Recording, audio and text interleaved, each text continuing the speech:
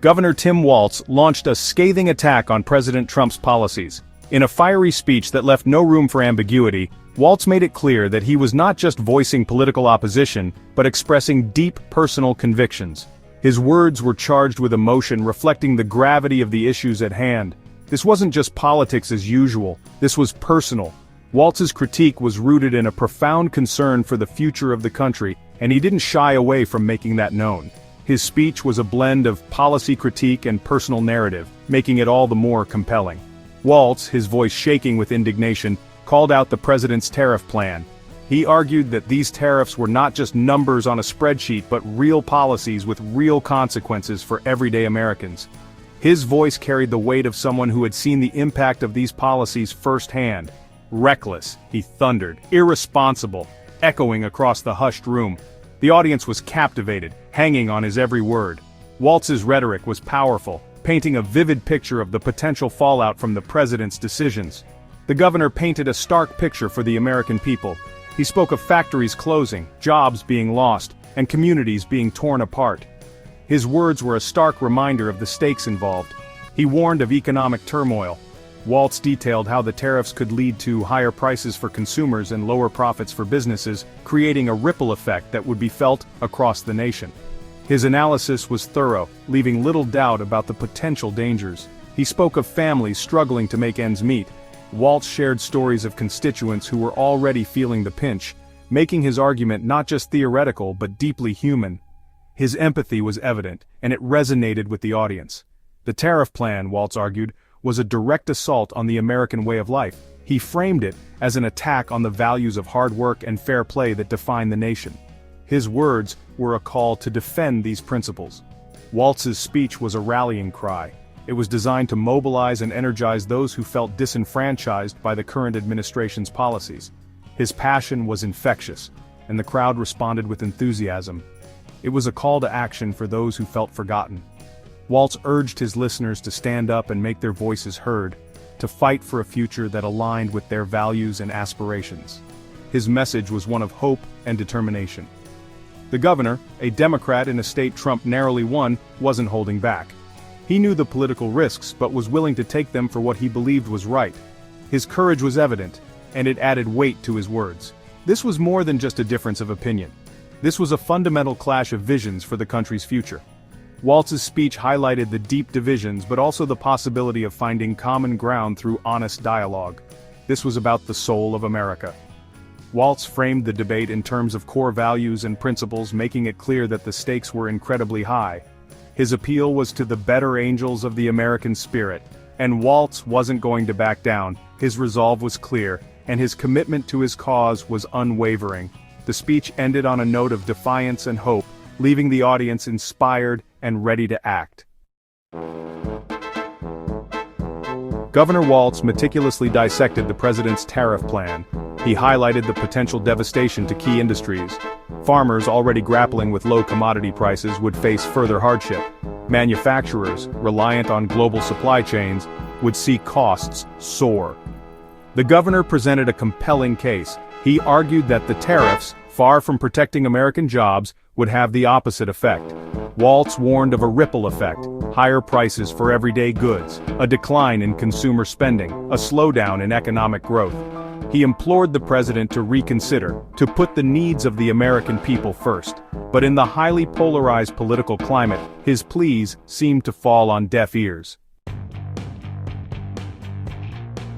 The White House responded swiftly and forcefully to Governor Walz's speech. Press Secretary Karoline Leavitt, known for her fiery temperament and unwavering loyalty to President Trump, took to the podium. Her demeanor was defiant. Her words, sharp and pointed, cut through the air. Leavitt dismissed Walz's criticisms as baseless and politically motivated. Leavitt launched into a spirited defense of the Trump administration's agenda.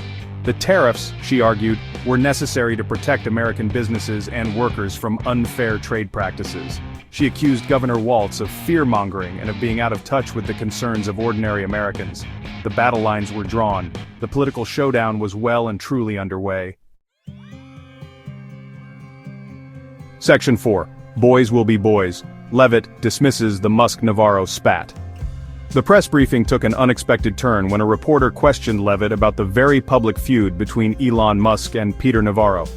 The room, filled with journalists and flashing cameras, fell silent as everyone awaited her response. The tension was palpable, as the feud had been making headlines for days. Musk, the CEO of Tesla and a controversial figure in his own right, had recently engaged in a war of words with Navarro, a key trade advisor to the president. Musk, known for his outspoken nature and unfiltered opinions, had taken to social media to voice his frustrations. Navarro, never one to back down from a fight, responded in kind, leading to a very public and heated exchange. The dispute centered around the administration's tariff policy, with Musk criticizing the tariff's impact on Tesla and Navarro dismissing Musk's concerns. Musk argued that the tariffs were hurting American innovation and competitiveness, particularly in the electric vehicle market. Navarro, on the other hand, defended the tariffs as necessary for protecting American jobs and industries from unfair foreign competition. Leavitt, however, seemed unfazed by the public spat.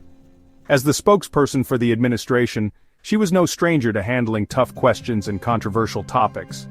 Her demeanor remained calm and composed, a stark contrast to the fiery exchanges between Musk and Navarro.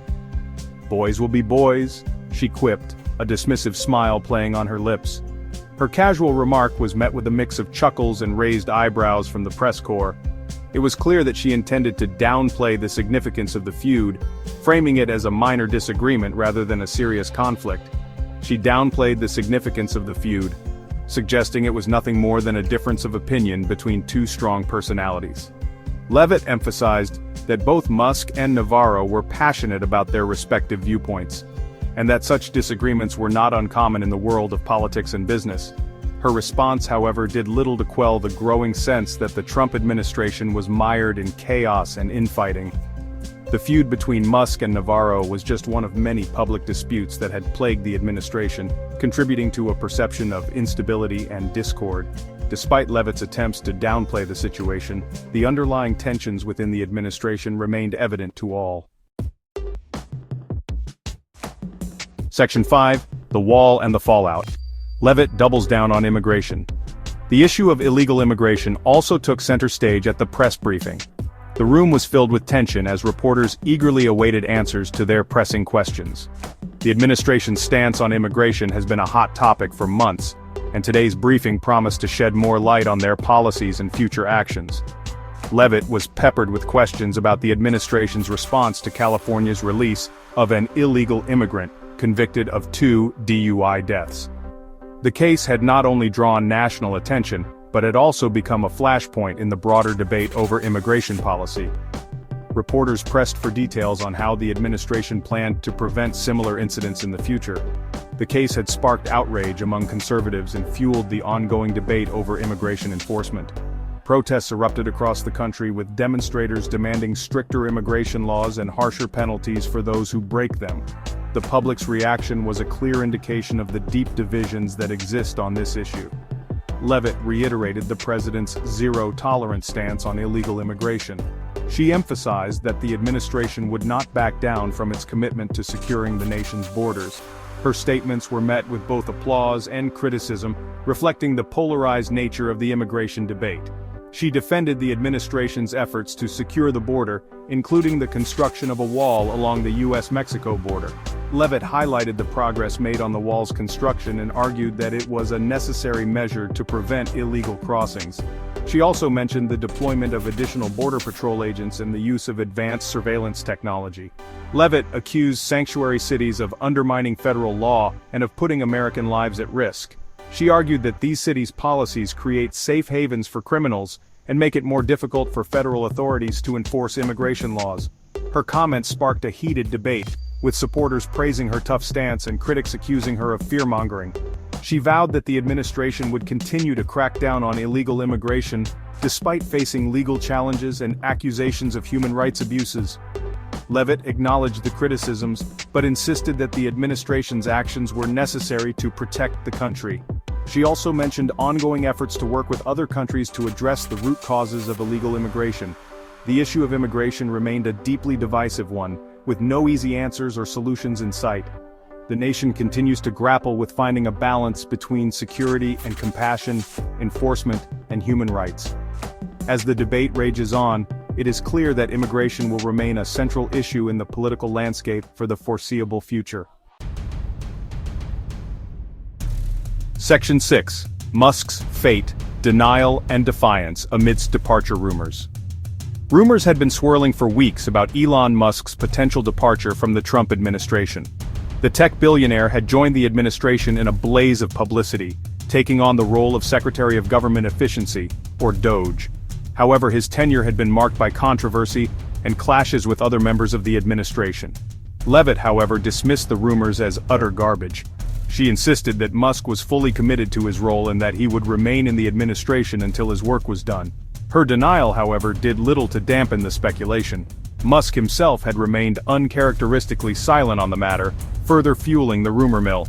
The uncertainty surrounding Musk's future only added to the sense of turmoil within the administration.